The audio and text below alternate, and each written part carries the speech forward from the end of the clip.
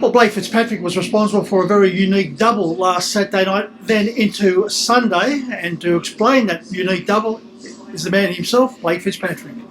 Well, Blake, congratulations on what is the very unique double. Winning the last race at Club Menangle on Saturday night with Caligula, then backing up at the Gallops at Bathurst for the first race on Sunday, saluting the judge once again with Soldier's Desire.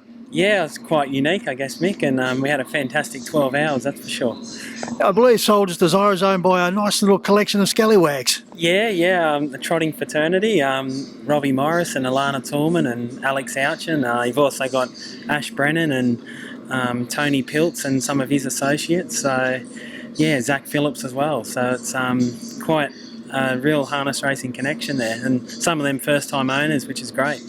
Mate, they often say that it's harder to train owners than horses. You've set yourself a task there. Yeah, plenty of pressure, and I was feeling it on Sunday, I can assure you. Well, as I said, Blake, it must be a unique record and one that you've got to be proud of. Yeah, it wasn't expected, obviously, and we've had just a fantastic run with the thoroughbreds, and we're really enjoying it. Blake, from the time you left Club Menangle on Saturday night, got home, did all the requirements, then got up the next day ready to head off again, you mustn't have had too much time with the head on the pillow.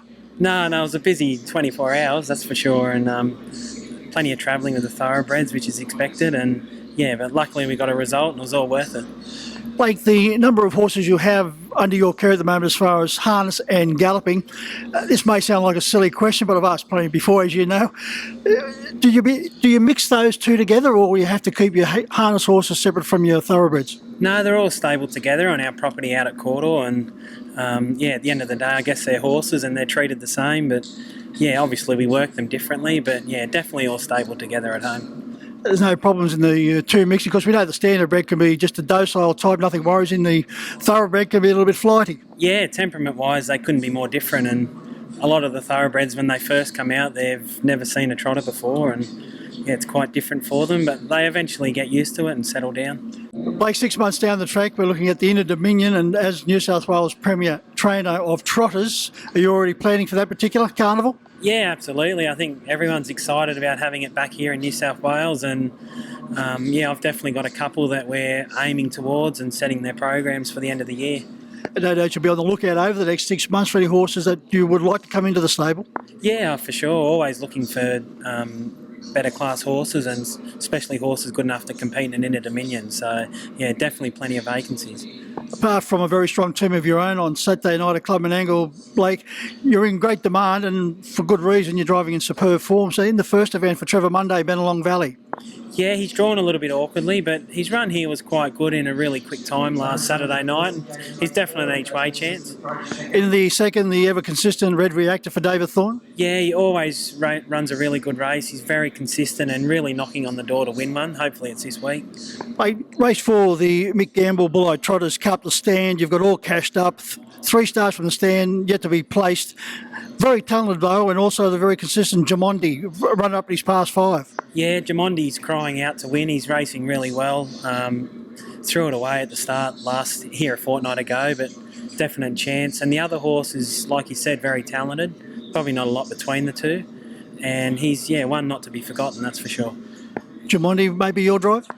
I haven't decided yet, but probably leaning towards him. I've driven him most of his career, most of his starts, but I'll make a decision over the next couple of days. At this stage, Blake, you're in demand for race 5. You booked for Mr. Brazil, Adam Regari, and also Outrageous L for David Thorne. Yeah, probably be driving Outrageous L. He's another really consistent Menangle performer, and with the right run, he's always dangerous. And the only problem there is a horse called Cash and Flows in the race. Yeah, he's obviously the benchmark. He's been a great horse here, and he draws bad, but he's quick enough out to put himself in the race, so it'd be very hard to beat.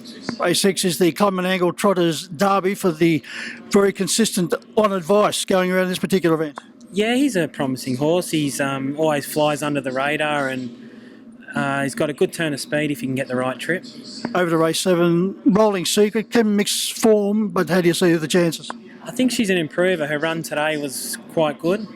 She was third up from a long break Saturday night, so yeah, definite chance. Can you keep the good run going? What do you fancy as far as those drives are concerned, Blake? Oh, it's a tough one. I've got 3 or 4 really good ones. Probably Jamondi. I think if I do drive him, probably he's knocking on the door to break through.